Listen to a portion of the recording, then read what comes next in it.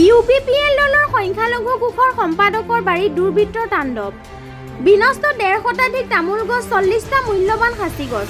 কোকৰাঝাৰ জিলাৰ ফকীৰাগ্ৰাম আৰক্ষী থানা এলেকাৰ পাকৰিৰ তলৰ বাসিন্দা তথা ইউপিপিএল দলৰ সংখ্যালঘু কোষৰ কেন্দ্ৰীয় সমিতিৰ সম্পাদক মতিউৰ ৰহমানৰ বাৰীত যোৱা নিশা দুৰ্বৃত্তই ১৫০ শতাধিক তামোল গছ আৰু ৪০টা সাঁচি গছ ভাঙি পেলায়। বিগত ২.৫ বছৰ পূৰ্বে ৰোপণ কৰা তামোল গছ আৰু সাঁচি গছসমূহ এফালৰ পৰা ভাঙি পেলোৱাৰ ঘটনা আজি ৰাতিপুৱা প্ৰত্যক্ষ কৰি এয়া শত্ৰুপক্ষৰ কাম হ'ব বুলি সন্দেহ প্ৰকাশ কৰি আৰক্ষীৰ দ্বাৰস্থ হ'ব বুলি প্ৰকাশ কৰিছে। কোকৰাঝাৰৰ পৰা কিশোৰ মিশ্ৰাৰ ৰিপৰ্ট, বিগ নিউজ আছাম। বহুত কষ্ট কৰি মতিউৰ বানাইছে বাগানটো, কিন্তু গাছ তামোল গাছগুলো কিনি আনি লাগাইছে, বহুত পইচা খৰচ কৰি লাগাইছে। আৰ কামলা চামলা বহুত প্ৰত্যেক বছৰে কামলা লাগে, ৪টা ৫টা কৰে নিয়ে এটা চাফা কৰি থাকে, কিন্তু সেইটো বিষয় আমাক লাগিব। এটি বহুত কষ্ট। ইয়াৰ আগতো এনেকুৱা ঘটনা হৈছিল নেকি? ইয়াৰ আগত মানে ৫-৬টা সাঁচি গাছ ভাঙিছিল, কিন্তু তাও সেই একো কোৱা নাই কাকো। কিন্তু আজি ৰাতি এইটো ভাঙাতে তাৰ মাথাটো বেয়া হ'ল।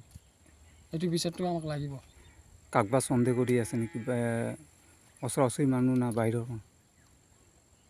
আছে কিবা একটা সন্দেহ, কিন্তু একদিন তাক ইয়াত দেখা পাইছিল মানুহ।